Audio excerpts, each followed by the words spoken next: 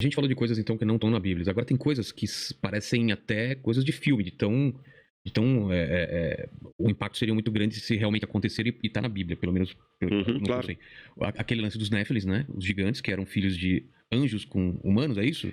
Essa é uma interpretação, Não ela não é uma interpretação uniforme dentre os teólogos. Tá. O livro do Gênesis se limita a dizer que, no tempo em que os filhos de Deus buscaram as filhas dos homens e se apaixonaram por elas, houve uma grande violência na terra, e havia gigantes na terra. Só que a palavra ali que aparece para gigantes não quer dizer nada sobrenatural. Não eram pessoas grandes? Jesus falou o seguinte: anjos não se casam nem se dão em casamento. Anjo não procria. A expressão Bnei Elohim, na Bíblia, ela pode significar, em alguns textos, anjos, como no caso de Jó, mas em outros textos ela significa apenas seres humanos que fazem parte do povo de Deus. Santos? Não. Não santos no sentido católico da palavra, mas santos no sentido de pessoas que escolheram o lado do bem. Tá. Então o que acontece? O livro do Gênesis vai falando que houve duas gerações. A geração de Sete, não o numeral 7, uma pessoa chamada Sete, que era filho de Adão e Eva, que era a geração do bem, e a geração de Caim. Aí a geração de Caim estava cada vez mais pervertida. E começou a aparecer muitas meninas bonitas aqui. Aí os filhos de Deus, que eram da geração de Sete, começaram a se apaixonar pelas filhas de Caim, as descendentes de Caim, que eram as filhas dos homens, conforme a expressão bíblica. E acabaram tendo relação com elas. Aí misturou o povo de Deus. Seria mais ou menos assim, grosso modo, como se, de repente, sei lá, uma menina se apaixona por um camarada que ele é estelionatário. O pai já sabe que ele vai levar a menina para o mau caminho. Ou ele é líder do tráfico. A chance que aquela menina tem de entrar pro tráfico é muito grande. Ou de morrer com a bala na cabeça, porque a gangue rival do namorado dela vai lá. Quantas vezes a gente conhece esses casos assim, né? Que tem briga de facções, e chega lá uma facção e extermina uma família inteira. Pai, mãe, menino, uma chacina. Por quê? Porque a filha daquela casa ali era namorada do líder do tráfico do Morro A. Aí o Morro B vai lá por vingança e mata todo mundo. Então foi a mesma coisa que aconteceu. Alguém que estava numa linhagem misturou com outra. Então não eram gigantes em tamanho. Não. Era uma forma de falar. Vamos falar. Eram homens violentos até. Então não foram descendentes de anjos também. Não. Tanto é que a palavra Anakim, que aparece Onok em hebraico, Anakim significa pessoas violentas. Pode até ser gigantes, mas gigantes naquele sentido assim. Mike Tyson era um gigante. Tá. Alguns que usam na NBA, você entendeu? O próprio Golias, que lutou contra Davi. O Golias tinha 2 metros e alguma coisa. Não é algo tão diferente. Aliás, o Golias talvez até sofresse de gigantismo. É uma doença mesmo, você sabe, né? Sim. Então acontecem esses casos, como tem pigmeus também. Mas, por exemplo, a idade do pessoal antediluviano, que eles viviam muito, isso você acha que é uma metáfora ou realmente eles viveram muito? Bom, uma explicação científica para longe de qualquer questionamento eu não posso ter aqui, eu tenho que ser honesto com você. Tá. Há muitos pontos obscuros. Eles viviam quantos anos mesmo? Às vezes, séculos.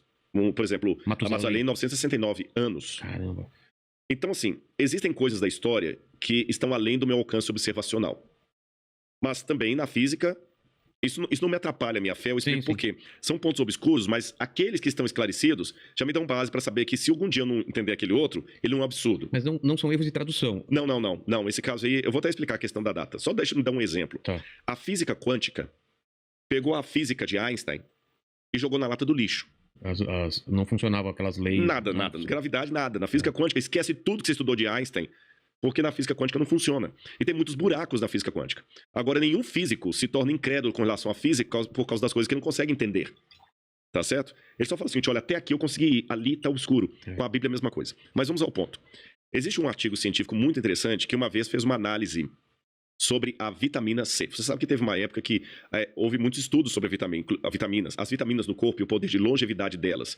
Linus Pauling, da tabela periódica, aquele cara que todo mundo odiou no ensino médico, que ficava decorando, né, e colocava uns nomezinhos para aprender, NaCl, aquela coisa toda lá. O Linus Pauling foi um desses pioneiros. Eu não posso emitir juízo de valores sobre como é que está hoje a pesquisa das vitaminas, porque não é minha área. Mas durante algum tempo chegaram à conclusão, por exemplo, que a síntese da vitamina C no organismo permite ao indivíduo viver de 20 a 40 vezes a equação da infância dele. 20 a 40 vezes. Então, vou te dar um exemplo. O papagaio sintetiza a vitamina C dentro do organismo dele. O papagaio vive 80 anos. 80 anos. E um papagaio se torna adulto por volta dos 20 anos.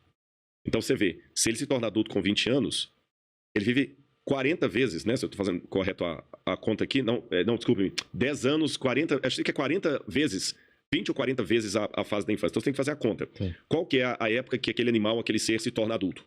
Aí você multiplica aquele período ali por 20 ou 40. É o que ele consegue se ele sintetizar a vitamina C dentro dele. Tá bom? Se ele não sintetiza, o máximo que ele vive seria 5 ou 6 vezes a infância dele em média.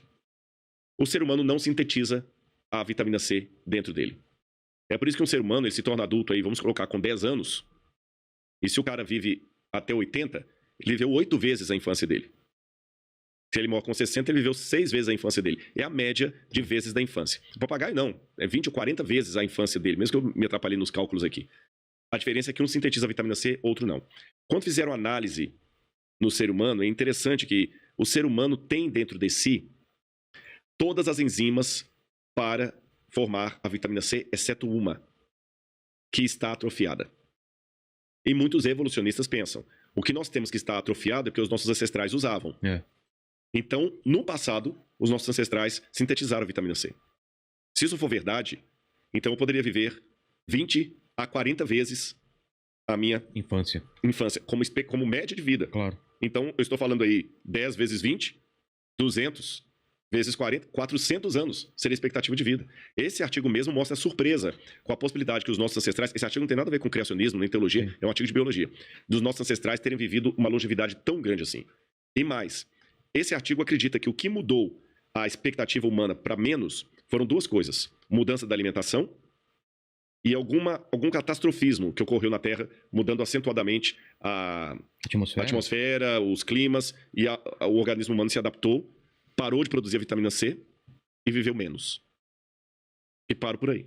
Entendi. Você entendeu? Eu não posso ir muito mais além, porque o artigo também não se estendeu, mas eu tenho pelo menos um vislumbre. Claro. Que alguma possibilidade mínima e racional dos seres humanos terem vivido muito no passado pode ter acontecido. Sabe, Vilela, a vida em redor está repleta de situações fora do comum, extraordinárias, e que nem por isso se tornam errôneas. Exemplo, você sabe que em termos físicos, você pode se encontrar com seu filho mais velho do que você. Ah, sim, se eu viajar à velocidade da luz. Claro, porque o tempo é relativo, o tempo até é ilusório. Você tá entendendo? O tempo... Aí voltamos para Interstellar, né? Que o personagem principal volta e a filha dele está velhinha na cama, morrendo, e ele está com praticamente a mesma idade. Exatamente. Agora, isso pra mim é um absurdo, mas é física. Tá aí. Mesmo que você não acredite. Mesmo que não acredite. A física quântica tá aí. Tanto é que eu consigo pegar uma foto aqui no meu Instagram e ela espelhar no celular de várias pessoas, graças à física quântica. Vamos agradecer. São os elementos fantasmas que aparecem ali, que o elemento aparece aqui e lá ao mesmo tempo. É isso que permitiu a gente mandar foto por WhatsApp. Né? Isso é tudo coisa do demônio. É o demônio agindo dentro do nosso celular. Em relação ao demônio,